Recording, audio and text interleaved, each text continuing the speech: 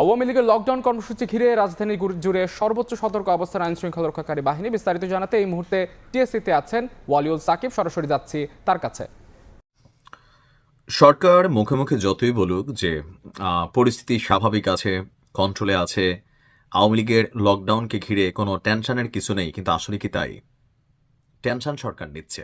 কারণ গেল 3 থেকে 4 দিন সারা বাংলাদেশে যে ট্রেইলারগুলো আমরা দেখছি, কারা ঘটাচ্ছে? সরকার বলছে এগুলো আওয়ামী লীগ ঘটাচ্ছে। সরকারের প্রেস সচিব বলছেন, শফিক, তিনি বলছেন যে আওয়ামী লীগকে কেন নিষেধাজ্ঞা করা হয়েছে বা কার্যক্রম নিষেধাজ্ঞা দেওয়া হয়েছে এই কয়েকদিনের দৃশ্যপট দেখে বোঝা উচিত। এবং আওয়ামী লীগ বলছে তারা বড় ঘটনা ঘটাবে। ইতিমধ্যে বেশ কিছু প্ল্যান পরিকল্পনা ফাঁস হয়েছে। আমরা দেখছি পুলিশ থেকে শুরু করে সেনাবাহিনীতে বেশ কিছু প্রক্রিয়া চলছে, নড়চড় চলছে। তো এই সকল কিছু দেখে বোঝা যাচ্ছে সরকার উদ্বিগ্ন।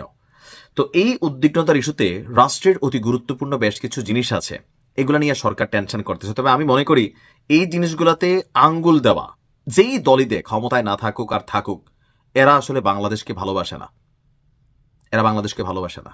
ভাই, একটা বিমানবন্দর, এইখানে আপনি কোনো রকম টাচ করবেন, আপনি যেই দলের রাজনীতি করেন, যেই কর্মসূচি হোক, সরকারে থাকেন না থাকেন, আজ জীবনের জন্য প্রবাসীদের কাছে আপনি বরখাস্ত হয়ে যাবেন যদি ঘটনা প্রমাণিত হয়। হঠাৎ করেই দেশের সকল বিমানবন্দরে সরকারের পক্ষ থেকে বিশেষ নিরাপত্তার ঘোষণা দেওয়া হয়েছে। বিমানবন্দর কর্তৃপক্ষগুলোকে, বিমানবন্দরগুলোকে বিশেষ নিরাপত্তা সতর্কবার্তা দেওয়া হচ্ছে। কারণ কি? আওয়ামী লীগের যে ঢাকা লকডাউন কর্মসূচি। আপনার গতকালকে শাহজালাল বিমানবন্দর সহ বিমানবন্দরের বিশেষ সব বিমানবন্দরকে বিশেষ সতর্কতা ব্যবস্থা নিতে কর্তৃপক্ষকে নির্দেশ দিয়েছে বেসামরিক বিমান চলাচল কর্তৃপক্ষ বেবিচক। বেবিচকের সদর দপ্তর থেকে একটা চিঠি পাঠানো হয়েছে। বলা হয়েছে সাম্প্রতিক সময়ে শাহজালাল বিমানবন্দরের কার্গো হাউসে অগ্নিকাণ্ডের ঘটনার পর থেকেই বিমানবন্দরগুলোতে অতিরিক্ত নিরাপত্তা ব্যবস্থা জোরদার করা হয়েছে। এর পাশাপাশি বাড়তি সতর্কতার নির্দেশনাও দিয়েছে সংস্থাটি। বলা হয়েছে যে সব বিমানবন্দরের সিসিটিভি ক্যামেরার মাধ্যমে সার্বক্ষণিক নজরদারি নিশ্চিত করতে হবে। এটা এমনি তো দরকার, শুধুমাত্র এখনকার জন্য না। আপনার ক্যামেরা আছে কিন্তু আপনি মানুষ চাইছে না, এটাকে মনিটরিং করতেছে না, তো লাভটা কি? ঘটনা ঘটার পরে যে দেখলেন বিমানবন্দরের এই ঘটনার পর সেখান থেকে অস্ত্র চুরি হয়েছে, কারা চুরি করলো অস্ত্র? এই অস্ত্রগুলো কোথায় যাচ্ছে? বড় কোনো ঘটনার ষড়যন্ত্রের প্ল্যান চলছে? অগ্নিকাণ্ডের পেছনে তাহলে কি অন্য কোনো রহস্য ছিল? নানান প্রশ্নের কিন্তু জবাব দেয়। তো ক্যামেরা আছে, কেন মনিটরিং হইল না, কি হইল? এটাও তো একটা রহস্যজনক ঘটনা।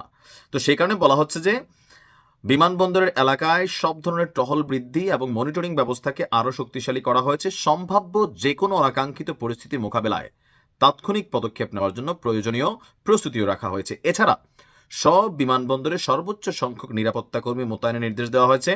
সার্বিক ফায়ার সার্ভেইল্যান্স কার্যক্রম আরও জোরদার করা হয়েছে যাতে জরুরি পরিস্থিতিতে সাড়া দেওয়া যায়।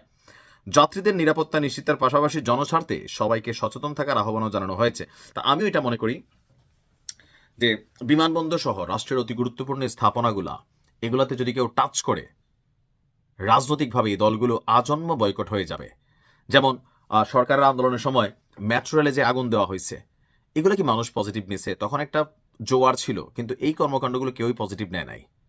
আন্দোলনের জন্য যেই কাজ করছেন, কিছু কাজ তো ভাই এগুলা বাংলাদেশের অস্তিত্ব। মেট্রো রেলে আগুন ছিল, বিটিভিতে আগুন ছিল, এখন আবার ধরেন এই যে বিমানবন্দরে আগুনের একটা সংখ্যা, বা ইপিজেড গুলা, রাষ্ট্রের গুরুত্বপূর্ণ পোর্ট বা পুলিশের থানা, এগুলা এরকম অনেকগুলা কেপিআই বাংলাদেশে আছে। তো এগুলাতে যদি কেউ টাচ করে, এই দল বা এই মানুষগুলো কখনোই বাংলাদেশকে চায় না। আবার এখানে আরেকটা ঘটনা ঘটে, ষড়যন্ত্র। যেমন এখন বড় কোনো ঘটনা ঘটলে 13 তারিখে সবার আগে আমরা চোখ বন্ধ করে বলে দিব আওয়ামী লীগের নাম। এর আগে যদি ঘটতো আমরা বলতাম বিএনপি জামাতের নাম। তো দেখা গেছে যে এই দেশের মানুষ এত গুড়িবাজ, তলে তলে একজন আরেকজনকে ফাঁসানোর জন্য অনেক ঘটনা ঘটায়। তবে এই মুহূর্তে আওয়ামী লীগ যে কোনো কর্মসূচি পালন করুক, কিন্তু এই ধরনের কর্মসূচিতে যদি জড়িত হয়, ভাই যে বাসে আগুন দিয়ে মানুষ মরে গেল, এটার দায়ভার কার? কে ফেরত দেবে এই ফ্যামিলিটারে তার জীবন?